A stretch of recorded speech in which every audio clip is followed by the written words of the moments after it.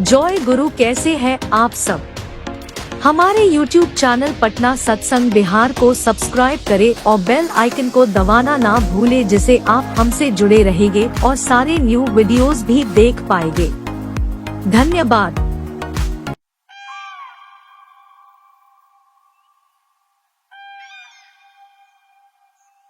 क्या भगवान अपने भक्त का प्रेम स्वीकार करने के लिए बीमार भी हो सकते हैं? क्या कोई महापुरुष भयंकर बीमारी में भी एक ऐसी चीज खाने की जिद कर सकता है जो उस बीमारी में बिल्कुल नहीं खानी चाहिए?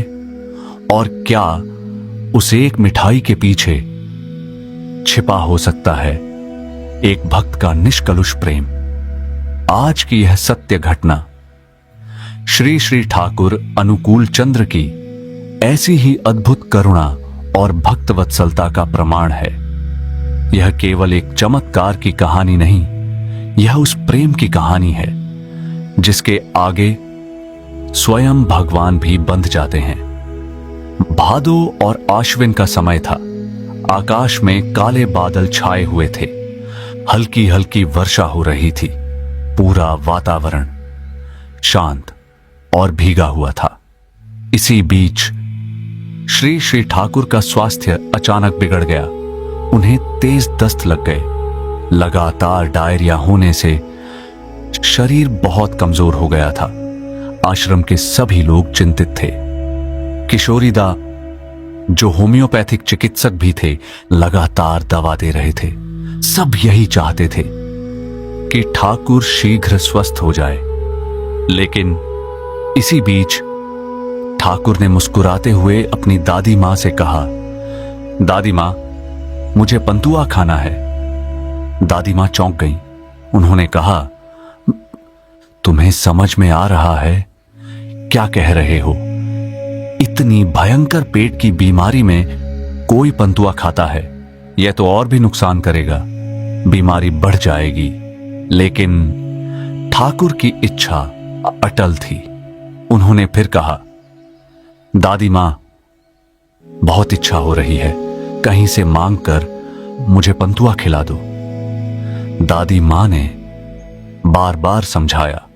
किशोरीदा ने भी बहुत आग्रह किया कि अभी यह खाना उचित नहीं, परंतु ठाकुर बार बार बस एक ही बात कहते रहे, मैं पंतुआ खाऊंगा। आखिरकार उनकी बाल सुलभ जिद के आगे सबको झुकना पड़ा। किशोरीदा बाजार से पंतुआ लाने निकल पड़े। लेकिन उन्हें क्या पता था कि ठाकुर की यह जिद किसी स्वाद के लिए नहीं, बल्कि एक भक्त के प्रेम को स्वीकार करने के लिए थी। जैसे ही किशोरीदा आश्रम के फाटक तक पहुंचे, उन्हें एक विधवा महिला दिखाई दी।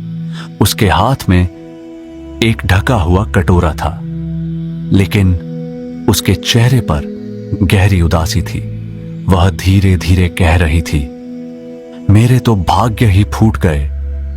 किशोरीदा ने पूछा, क्या हुआ मां, इतनी दुखी क्यों हो? महिला की आंखें भर आईं। वह बोली, कुछ दिन पहले मेरी गाय ने एक बछड़े को जन्म दिया। मैंने मन ही मन संकल्प किया था कि उस गाय के दूध से सबसे पहला पंतुआ बनाकर अपने ठाकुर को भोग लगाऊंगी।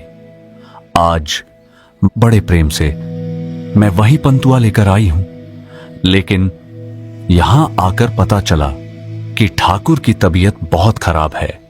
अब बताइए, क्या मेरा भाग्य नहीं फूट गया?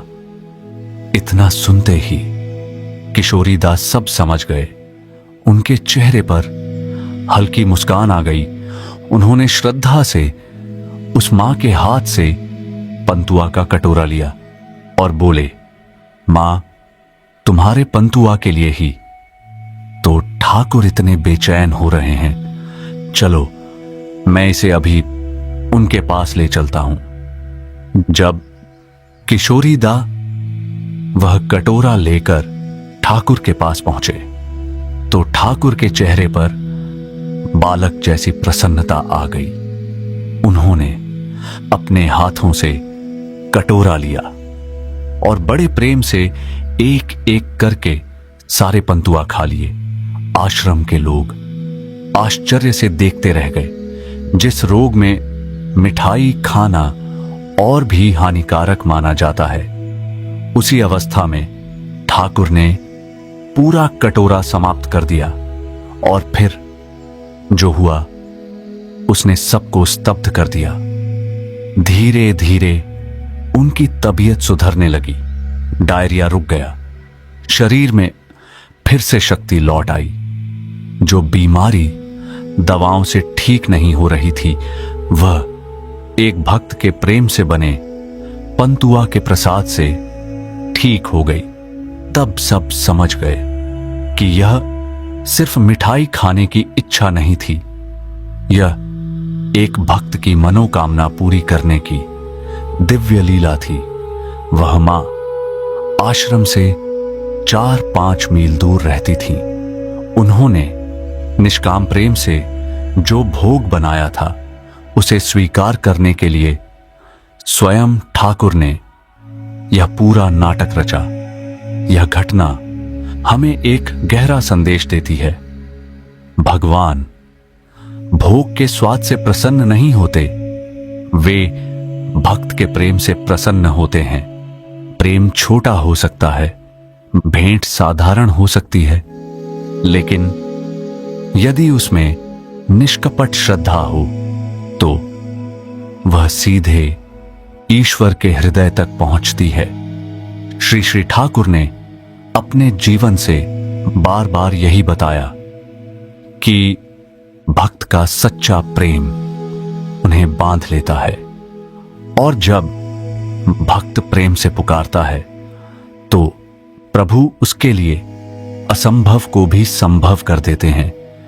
यदि आपको श्री श्री ठाकुर की ऐसी सत्य घटनाएं और उनकी दिव्य लीलाएं सुनना अच्छा लगता है, तो इस वीडियो को लाइक करें, अपने प्रियजनों के साथ शेयर करें और चैनल को सब्सक्राइब करना न भूलें। जय गुरु।